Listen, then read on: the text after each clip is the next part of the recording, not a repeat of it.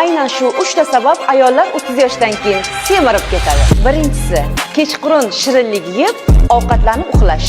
Ikkinchisi, ovqatlanib kam harakatda bo'lish. Bu insonning metabolizmini sekinlashtirib, ortiqcha vaznga sabab bo'ladi. Uchinchisi, mehmondorchilikka borganda ketma-ket ovqatlarni turiga qaramasdan ovqatlanish. Ma'lumot foydali bo'lgan bo'lsa, oz olmayotgan tanishingizga jo'natib qo'ying.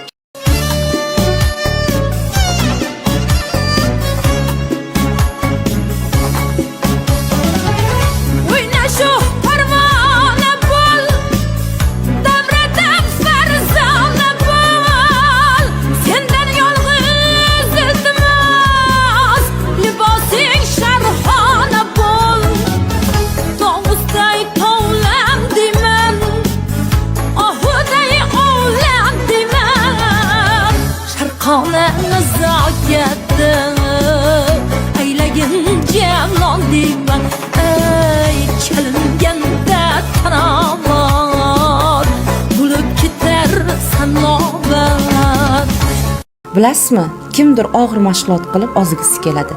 Kimdir yugurib, kimdir raqsga tushib. Meni asosiy missiyam ayol kishi ozayotganda stressga kirmasdan kaloriya yo'qotib, ozishini ta'minlash. Shu bilan birga muammolarni unutib, ular bilan 1 soat mashg'ulot qilish meni asosiy vazifam. Agar siz ham raqsga qiziqsangiz, kommentariyaga raqs so'zini yozib qo'ying va sahifamga obuna bo'ling.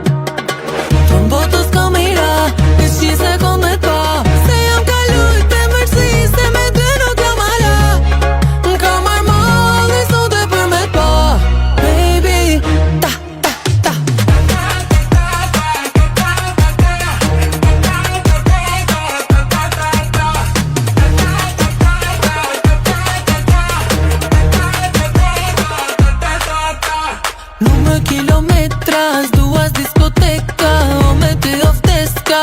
Ocean, nadan, nummer te vietra.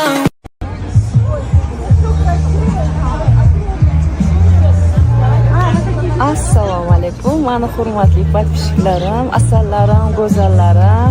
Kuninglar xayrli, barokatli o'tsin. Yakshanba kuningiz juda zavq, shavqqa to'la bo'lsin. Mana men hozir yaponskiy satga keldim. Opalarim bilan, qizlarim bilan, shogirdlarim bilan syomkalar qilib, maza qilib aylanib ketamiz. Bugun bu yerda katta bayram, tadbir bo'layotgan ekan, qaranglar.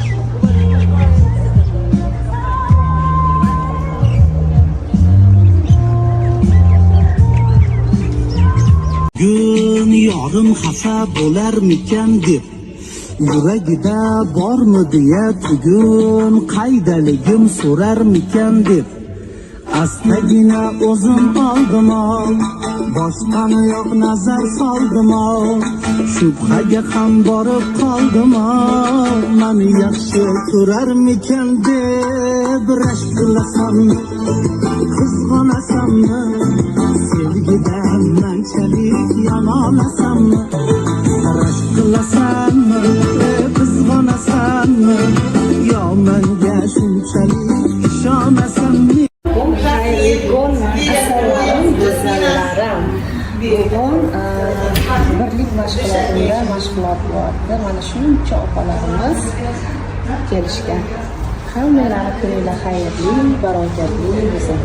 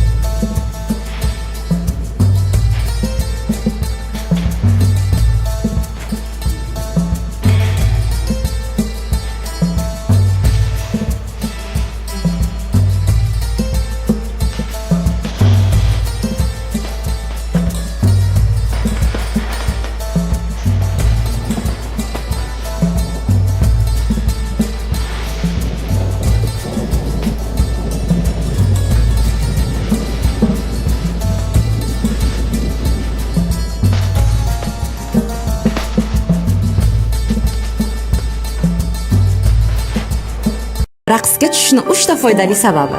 Raqs yurak qon tomirlarini yaxshilaydi, mushaklarni harakatlantiradi, ruhiy salomatlikka ta'sir etadi, stress va depressiyani kamaytiradi.